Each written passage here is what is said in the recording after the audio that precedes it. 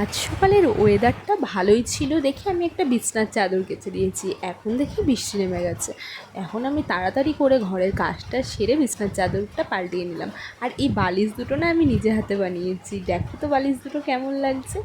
আর এখন আমি তাড়াতাড়ি করে স্নান করে এসে চুল আঁচড়ে টিপ মিপ পরে রেডি হয়ে বসেছিলাম। এই বসে থাকতে থাকতেই মন চাইলো যে একটু গরম গরম বড়া খাওয়া যাক। বৃষ্টির দিনে বড়া খেতে তো ভালোই লাগে না।